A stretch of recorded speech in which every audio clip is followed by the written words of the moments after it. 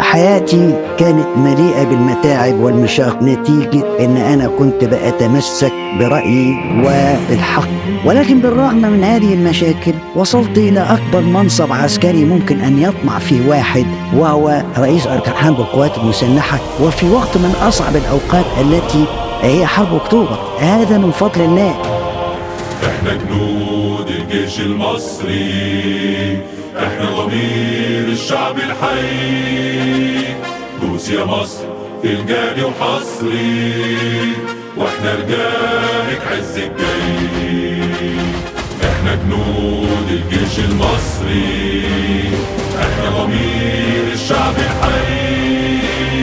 دوس يا مصر في الجاني وحصري، واحنا رجالك عز الجاي. احنا جنودنا وفخر تاريخنا، شاذلي قطز وصلاح الدين، وعقيدة جيشنا وصواريخنا بنحارب بيهم الاتنين. بنعبي خزاين وخزاين وسلاحنا المركون هيصدي، دورنا نصد العادي الخاين، نتهنى بننفي ونودي.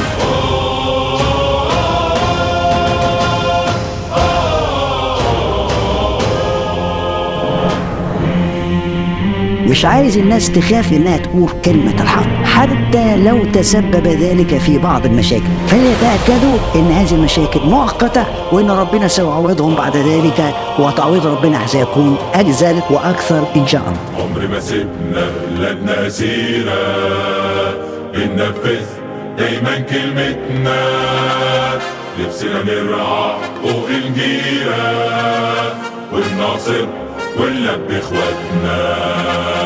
غزة ومصر اخوات وسلاحنا لازم يفزع للاتنين، لو ضيعنا شئنا في محنة جايلينك يا سلاحنا لمين. شرفك لما ترد علينا، رفعينك وانت اللي رفعنا، وشرفنا نموت وانت معانا، ونرد بيوتنا وجوامعنا.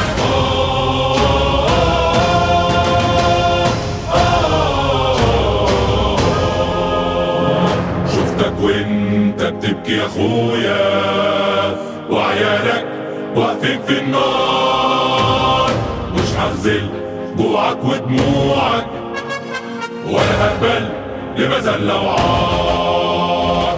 100 مليون مصري بيتمنوا يبقوا فداكي يا فلسطين، وجنودنا الأبطال بيحنوا يبقوا عشانك فدائيين. لسه الجند المصري بخيره، مهما يا مصر يعدي عليك، عطي الشرف وراضي ضميره، والأقصى هيرجع بإيديك.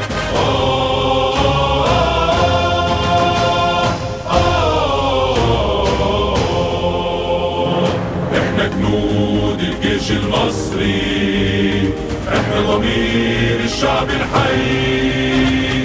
دوس يا مصر في الجاني وحصري، واحنا رجالك عز الجاي، واحنا رجالك عز الجاي.